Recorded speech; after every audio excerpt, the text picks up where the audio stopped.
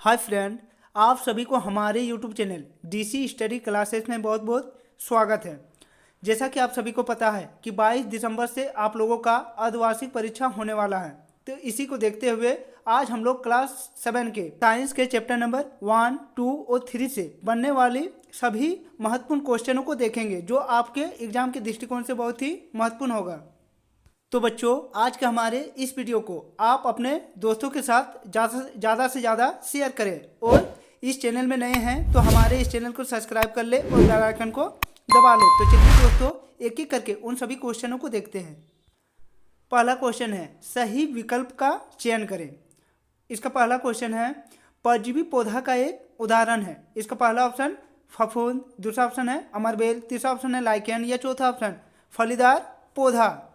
तो परजीवी वे जीव होती हैं जो किसी दूसरे जीवों के शरीर के ऊपर या अंदर रहती हैं और उन्हीं से अपना भोजन प्राप्त करती हैं। तो अमरबेल ऐसा ही एक पौधा है जो अपना भोजन उस वृक्ष से प्राप्त करती है जिस पर यह आरोपित होती है। इसीलिए इस सवाल का सही जवाब होगा ऑप्शन नंबर 2, अमरबेल।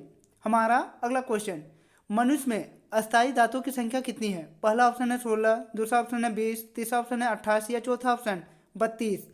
तो मनुष्य में अस्थायी दांतों की संख्या 32 है, इसीलिए इसका सही जवाब होगा ऑप्शन नंबर 4, 32। हमारा नेक्स्ट क्वेश्चन, प्रकाश संश्लेषण में हरे पौधे की किस रचना से ऑक्सीजन वायुमंडल में मुक्त होती है? पहला ऑप्शन है जड़, दूसरा ऑप्शन तना, तीसरा ऑप्शन फूल या चौथा ऑप्शन रंध्र। तो पत्तियों में छोटे छोटे छिद्र पाई जाती है जिन्हें हम लोग रंध्र कहते हैं, उसी से वायुमंडल में ऑक्सीजन गैसों का आदान प्रदान होती है। तो इसीलिए इसका सही जवाब होगा ऑप्शन नंबर 4, रंध्र। हमारा अगला क्वेश्चन, निम्नलिखित में से कौन एक कोशिकीय जीव है? पहला ऑप्शन है मेढक, दूसरा ऑप्शन मच्छर, तीसरा ऑप्शन अमीबा या चौथा ऑप्शन मनुष्य। तो एक कोशिकीय जीव उन जीवों को कहते हैं जो एक ही कोशिकाओं से मिलकर बनी होती हैं, इसीलिए इसका सही जवाब होगा ऑप्शन नंबर 3, अमीबा, जो एक ही प्रकार की कोशिकाओं से मिलकर बनी होती है। हमारा अगला क्वेश्चन, पृथ्वी का लगभग कितना भाग जल से घिरा है? पहला ऑप्शन 1/3 भाग, दूसरा ऑप्शन 2/3 भाग, तीसरा ऑप्शन 1/4 भाग या चौथा ऑप्शन 3/4 भाग। तो पृथ्वी का लगभग 3/4 भाग जल से घिरा है, इसीलिए इसका सही जवाब होगा ऑप्शन नंबर 4, 3/4 भाग। हमारा अगला क्वेश्चन, हमारा नेक्स्ट क्वेश्चन है, पोषण किसे कहते हैं? तो इसका सही जवाब होगा सजीवों द्वारा भोजन ग्रहण करने एवं उसके उपयोग की विधि को पोषण कहते हैं। हमारा अगला क्वेश्चन, क्वेश्चन नंबर 3, पोषक तत्व किसे कहते हैं? तो इसका सही जवाब होगा भोजन के वे घटक जो हमारे शरीर के लिए आवश्यक होती हैं उन्हें पोषक तत्व कहते हैं। हमारा नेक्स्ट क्वेश्चन, क्वेश्चन नंबर 4, रंध्र किसे कहते हैं? तो इसका सही जवाब होगा पत्तियों की सतहों पर छोटे छोटे छिद्र पाई जाती हैं जिससे गैसों का आदान प्रदान होता है, उन्हीं छिद्रों को रंध्र कहते हैं। हमारा नेक्स्ट क्वेश्चन, पत्तियों में उपस्थित रंध्र के कार्यों को लिखें। तो इसका सही आंसर होगा पत्तियों में उपस्थित रंध्र के कार्य निम्नलिखित हैं, जैसे पहला, पौधों में गैसों का आदान प्रदान रंध्रों के द्वारा होता है। दूसरा, पौधों में वाष्पोत्सर्जन की क्रिया भी रंध्रों के द्वारा ही होती है। तीसरा ऑप्शन, पौधों में प्रकाश ऊर्जा का अवशोषण भी रंध्रों के द्वारा ही होती है। हमारा नेक्स्ट क्वेश्चन, क्वेश्चन नंबर 6, प्रकाश संश्लेषण प्रक्रिया किसे कहते हैं? समीकरण द्वारा समझाइए। तो इसका सही आंसर होगा हरे पौधे अपना भोजन सूर्य के प्रकाश और क्लोरोफिल की उपस्थिति में स्वयं बनाती है। इस प्रक्रिया को प्रकाश संश्लेषण कहते हैं। प्रकाश संश्लेषण के दौरान होने वाली अभिक्रिया का समीकरण निम्नलिखित है, जैसे कार्बन डाइऑक्साइड प्लस जल सूर्य के प्रकाश की उपस्थिति में और क्लोरोफिल की उपस्थिति में कार्बोहाइड्रेट और ऑक्सीजन गैस बनाती है। हमारा नेक्स्ट क्वेश्चन, क्वेश्चन नंबर 7, मानव शरीर की सबसे बड़ी ग्रंथि कौन सी है? तो इसका सही आंसर होगा मानव शरीर की सबसे बड़ी ग्रंथि यकृत है। अगला क्वेश्चन है, अमीबा अपना भोजन ग्रहण किस अंग के द्वारा करती हैं? तो इसका सही आंसर होगा अमीबा अपना भोजन ग्रहण कूटपाद के द्वारा करती है। हमारा नेक्स्ट क्वेश्चन, गाय के अमाशय के पहले कक्ष का नाम बताइए। तो इसका सही आंसर होगा गाय के अमाशय का सबसे पहला कक्ष रुमेन होता है।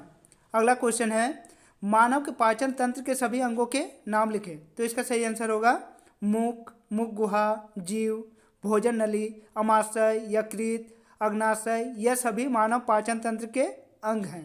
हमारा नेक्स्ट क्वेश्चन नंबर 11, मनुष्य के दांत के प्रकार एवं उनके कार्य लिखिए। तो इसका सही आंसर होगा मनुष्य के दांत 4 प्रकार के होते हैं। पहला कीतक, दूसरा रदनक, तीसरा है अर्धचौवर्णक और चौथा चौवर्णक। इनके कार्य, कीतक के कार्य, इसे भोजन को काटा जाता है। रदनक से भोजन को चीरने के कार्य में लाया जाता है।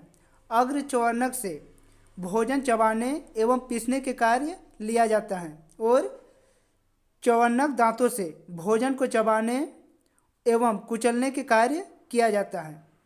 हमारा नेक्स्ट क्वेश्चन नंबर 12, जल की कमी से पौधों पर क्या प्रभाव पड़ता है। तो इसका सही आंसर होगा पौधों को अपना भोजन बनाने के लिए मिट्टी से पोषक तत्व के साथ साथ जल की भी आवश्यकता होती है। जल के अभाव से पृथ्वी से हरियाली समाप्त हो जाएगी। पौधों पर निर्भर रहने वाले जीव एवं मनुष्य का अस्तित्व भी खतरे में आ जाएगा। पौधों के रन न रहने पर न ही पृथ्वी पर पर्याप्त भोजन, ऑक्सीजन उपलब्ध होगी और न ही पर्याप्त वर्षा होगी। इससे संबंधित अनेकों समस्या उत्पन्न हो सकती है। हमारा नेक्स्ट क्वेश्चन नंबर 13, जल संरक्षण की विभिन्न विधियों को स्पष्ट कीजिए। तो इसका सही आंसर होगा जल संरक्षण की विभिन्न विधियां निम्नलिखित हैं। पहला, तालाब एवं नहरों का निर्माण करके। दूसरा, टैंकर के द्वारा पानी दूसरे स्थान पर पहुंचाकर। तीसरा, गांवों में डोभा का निर्माण करके। चौथा, बांधों का निर्माण करके। हमारा नेक्स्ट क्वेश्चन नंबर 14, समझाइए कि भौम जल की पुनःपूर्ति किस प्रकार होती है। तो इसका सही आंसर होगा नदियों, तालाबों आदि जल स्रोतों का जल मृदा में से रिसकर भूमि के नीचे गहराई में रिक्त स्थान पर भर जाती है। इसे अंत संयंदन कहते हैं। इसी प्रक्रम द्वारा भौम जल की पुनःपूर्ति होती है। हमारा next question, rain water harvesting क्यों आवश्यक है।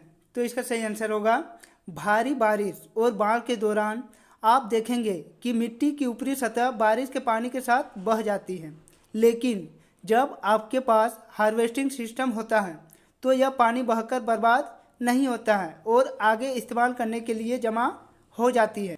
रेन वाटर हार्वेस्टिंग बाढ़ को कम करने का एक बेहतरीन तरीका है।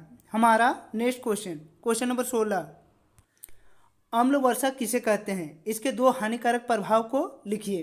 तो इसका सही आंसर होगा किसी पदार्थ के दहन के फलस्वरूप उत्पन्न कार्बन डाइऑक्साइड, सल्फर डाइऑक्साइड तथा नाइट्रोजन के ऑक्साइड जल के साथ क्रिया करके विभिन्न अम्लों का निर्माण करती हैं।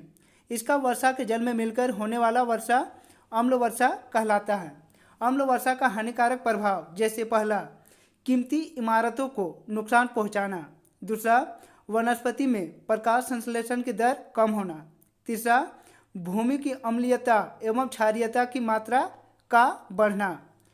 और हमारा ताजमहल का रंग का बदलना अम्ल वर्षा के कारण ही हो रही है। हमारा नेक्स्ट अगला क्वेश्चन है जल चक्र क्या है, चित्र द्वारा दर्शाइए। तो इसका सही आंसर होगा जिस प्रक्रम में जल लगातार अपने स्वरूप को बदलता रहता है और महासागरों, वायुमंडल एवं धरती के बीच चक्कर लगाता रहता है, उसी को जल चक्र कहते हैं। इसी प्रकार आप जल चक्र के एक चित्र को ज़्यादा से ज़्यादा प्रैक्टिस करें। तो चलिए नेक्स्ट क्वेश्चन पर आते हैं। हमारा नेक्स्ट क्वेश्चन है मनुष्य के पाचन तंत्र का एक नामांकित चित्र बनाइए। तो इस तरह का चित्र आप लोग ज़्यादा से ज़्यादा प्रैक्टिस करें, ऐसा एग्जाम में आने की संभावना 100% है।